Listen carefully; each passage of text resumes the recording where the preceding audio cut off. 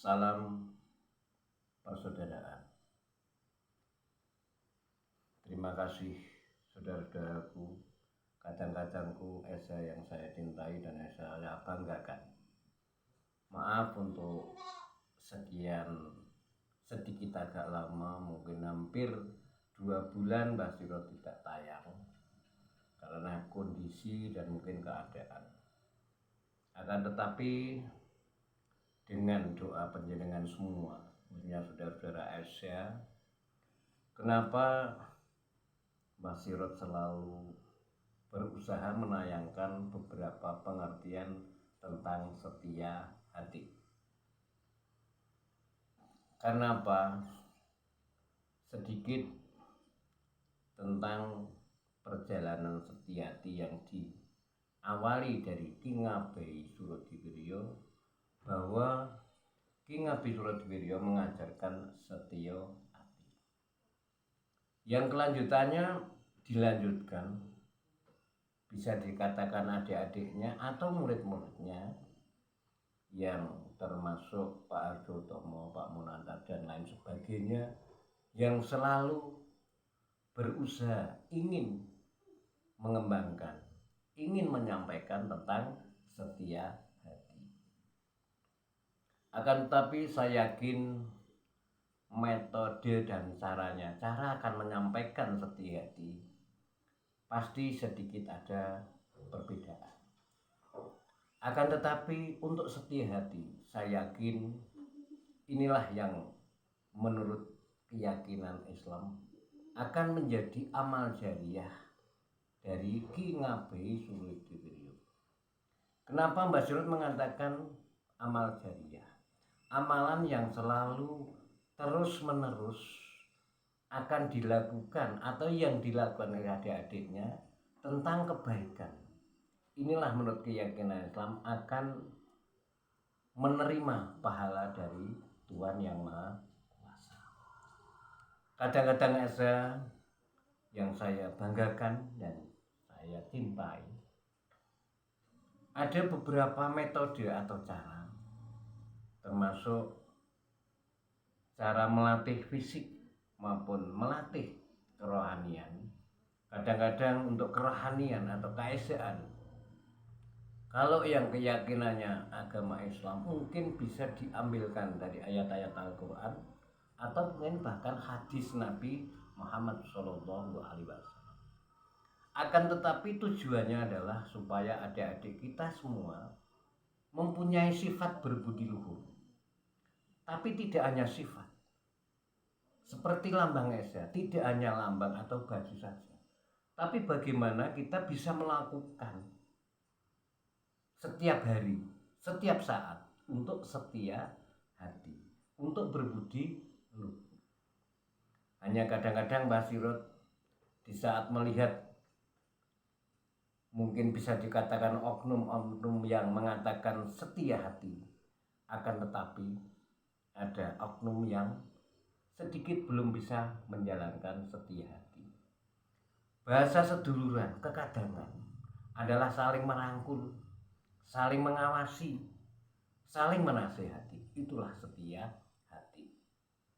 Maka dari itu seringkali dan bahkan setiap saya cerita pasti saya sampaikan secara sederhana bahwa kitabnya atau yang bisa untuk media untuk keesaan adalah jurusnya setia hati. Kenapa?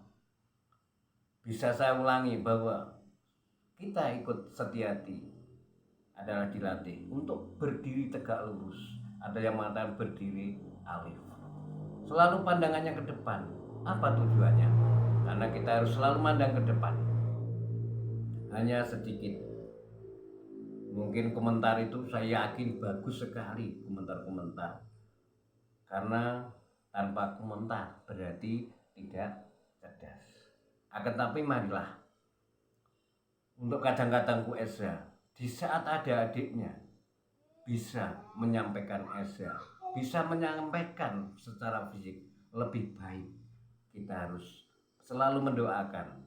Karena wujud pancaran sinar di saat saudara-saudara Esa itu banyak sekali. Itulah wujud secara fisik yang dilanjutkan oleh adik-adiknya. Kadang-kadangku Esa yang saya cintai, ada beberapa pengertian atau pengalaman Mbak Sirot pernah mendengar bahwa jurus itu adalah tingkah laku atau jurusan. Kita mau menuju kemana di saat kita sudah punya jurusan. Maka dari itu kita semua akan bisa tahu bahwa keketangan Esa, kekompakan Esa itu selalu menjunjung tinggi di saat adik-adiknya punya kelebihan. Bahkan tidak akan iri di saat adik-adiknya punya kelebihan. Maka itu di saat senior saya atau pelatih saya, di saat melatih fisik, diajak sambung sama atau mengajak sambung sama adik-adiknya, di saat kita kena pukulan maupun tendangan, kita malah bangga karena melatih kita adalah sukses. Tapi ada sedikit saudara kita yang mungkin belum memahami, di saat warga atau kadang Esa atau pelatih Esa di saat sambung sama adiknya kena, malah justru ngamuk. Salah enggak? Mungkin bisa salah, bisa tidak, karena ada doktrin bahwa ngalah, ngalih, ngamuk. Akan tapi kalau didahulukan ngamuknya, apalagi pelatih terhadap adik-adiknya, benar atau salah kalau semacam itu? Karena kita harus sayang terhadap adik-adiknya. Justru kita harus bangga karena didikan kita adalah sedikit banyak sudah bisa memahami untuk adik-adiknya. Kadang-kadang Esa yang saya cintai, kenapa Esa selalu dikatakan setia hati? Karena tanpa setia hati semuanya tidak akan terjadi. Salah satu contoh, di saat kita berkarya tidak didasari dengan setia hati, artinya tidak didasari dengan senang di dalam hati, tidak ada rasa yakin di dalam hati, mungkin tidak akan terjadi. Itulah setia hati.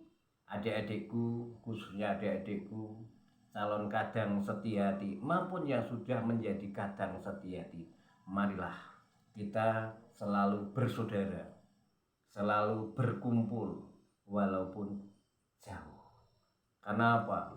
Adik-adikku semua, di saat kita sudah disahkan atau diterima menjadi kadang Esa, itulah awal kita praktek pengertian-pengertian atau ilmu-ilmu yang diberikan oleh kakak-kakak kita. Seperti kita sekolah, mungkin berapa tahun, kalau SMA lulus misalnya, itu setelah lulus baru praktek pengertian-pengertian itu di saat kamu bekerja. Kadang Esa juga begitu. Maka dari itu di saat kita sudah diterima menjadi kadang Esa, kenapa pakai mori? Dan Mbah Sirot selalu memakai mori itu supaya saya selalu ingat bahwa kita ada ikatan suci terhadap kadang-kadang Esa. Jadi kita membawa mori bukan untuk gagah-gagahan, tapi punya pengertian, karena supaya lebih mudah dipahami oleh kadang-kadang Esa bahwa medianya adalah mori. Mori ada kekuatan atau tidak? Kalau menurut Mbah Sirot tergantung penyampaian dari kakak-kakakmu. Kalau saya yang jelas, mori adalah simbol kesucian. Barang siapa melakukan kesucian atau keikhlasan, insya Allah kita seperti ucapan Esa, Esa selalu jaya. Kebenaran, keikhlasan selalu jaya.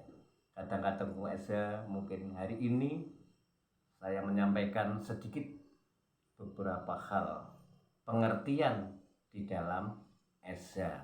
Maka dari itu supaya kita di saat masuk Esa ikut menjadi kadang Esa, kita bisa merasakan ilmunya Esa selama kita selalu mencari dan mencari. Karena di saat diterima jadi kadang Esa baru awal akan praktek dan masih jauh untuk mengkaji, mencari pengertian-pengertian tentang Esa. Akhirnya, akhir kata, salam persaudaraan.